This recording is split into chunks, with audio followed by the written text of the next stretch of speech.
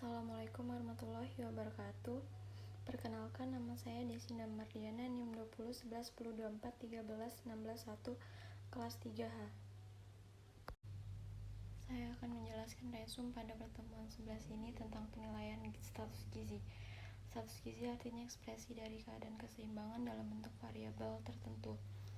Contohnya itu gondok endemik, karena keadaan tidak seimbangnya pemasukan dan pengeluaran yodium dalam tubuh.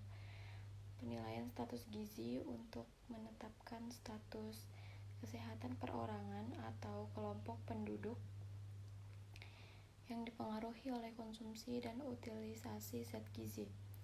Sistem penilaian status gizi dapat dilakukan dalam pembentukan survei, surveillance, atau screening. Ada 4 bentuk malnutrisi, yaitu undernutrition, specific nutrition, overnutrition, imbalance. Dalam ilmu gizi dikenal istilah kelompok resiko tinggi dalam hal rentan untuk tidak terpenuhinya kebutuhan gizi. Mereka adalah kelompok ibu hamil, ibu menyusui, prasekolah, usia sekolah, remaja, dewasa, lansia. Juga ada 2 macam penilaian status gizi, yaitu penilaian status gizi secara langsung dan tidak langsung. Penilaian status gizi secara langsung dibagi menjadi 4, yaitu antropometri, klinis, biokimia, dan biofisik. Dan penilaian status gizi secara tidak langsung dibagi menjadi 3, yaitu survei konsumsi makanan, statistik viral, dan faktor ekologi. Dan antropometri adalah pengukuran variasi dimensi fisik dan komposisi tubuh. 2 macam ukuran antropometri, yaitu massa jaringan dan linear. Massa jaringan adalah ukuran yang menunjukkan pertumbuhan massa jaringan aktif pada lemak dan tanpa lemak, contohnya BB, Lila TLBK. Dan linear adalah ukuran yang menunjukkan pertumbuhan otot, tulang, rangka, contohnya TB, LK, LD. Jenis parameter ada 3, yaitu 1. Umur. Menurut Puslitbang Gizi Bogor, batasan umur yang digunakan adalah tahun umur penuh, dan untuk anak 0-2 tahun digunakan bulan usia penuh. 2. Berat badan merupakan ukuran antropometri terpenting dan paling sering digunakan pada bayi baru lahir atau neonatus, dan untuk pendiagnosa bayi BBLR atau normal.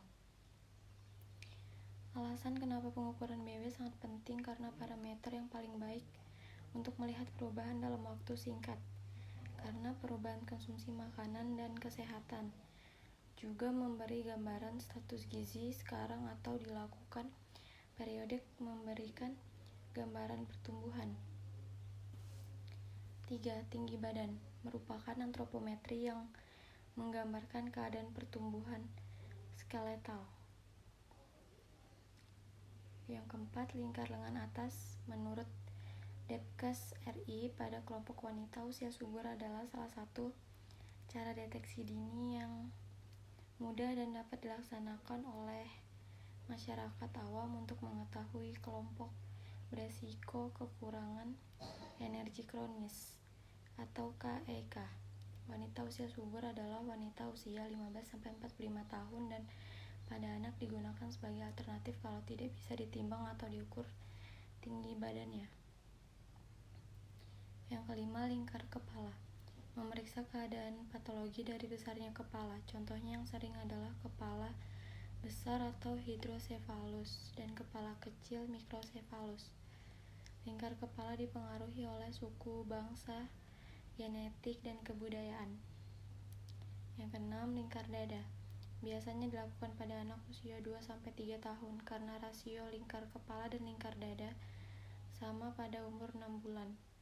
Umur antara 6 bulan dan 5 tahun, rasio antara lingkar kepala dan dada adalah kurang dari 1. Hal ini dikarenakan akibat kegagalan perkembangan dan pertumbuhan atau kelemahan otot dan lemak pada dinding dada.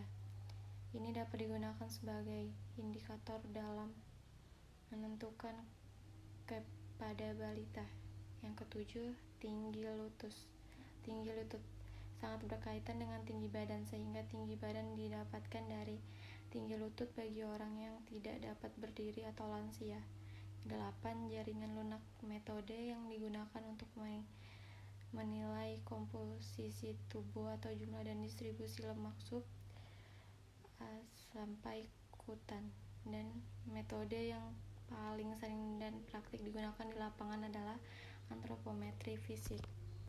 Selanjutnya, penjelasan indeks antropometri merupakan rasio dari suatu pengukuran terhadap satu atau lebih pengukuran yang dihubungkan dengan umur. Ada 7 indeks antropometri. Yang 1, berat badan terhadap umur. 2, tinggi badan terhadap umur. 3, berat badan terhadap tinggi badan. 4, tingkar lengan atas terhadap umur. 5, indeks massa tubuh atau TMT. 6, tebal lemak bawah kulit menurut umur. 7, rasio lingkar pinggang dan pinggul. Pada antropometri, indeks berat badan terhadap umur memiliki kelebihan baik untuk mengukur status gizi akut. BB dapat berfluktuasi dan sangat sensitif terhadap perubahan kecil, sedangkan kelemahannya umur seringkali sulit ditaksir secara cepat. Pada indeks tinggi badan terhadap umur memiliki kelebihan baik untuk menilai gizi masa lampau, dan ukuran panjang dapat dibuat sendiri, murah juga dan mudah dibawa.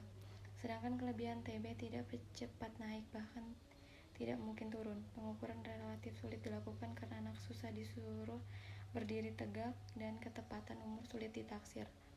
Pada indeks berat badan terhadap tinggi badan memiliki kelebihan tidak memerlukan data umur dan dapat membedakan proporsi badan gemuk, normal, dan kurus. Sedangkan kelemahannya membutuhkan 2 macam alat ukur pengukuran relatif lebih lama dan membutuhkan 2 orang untuk melakukannya. Pada indeks lingkar lengan atas terhadap umur memiliki kelebihan indikator yang baik untuk menilai cap berat. Alat ukur murah, sangat ringan, dapat dibuat sendiri, alat dapat diberi kode warna, sedangkan kelemahannya hanya dapat mengidentifikasi cap berat dan sulit menentukan ambang batas. Sekian, terima kasih. Wassalamualaikum warahmatullahi wabarakatuh.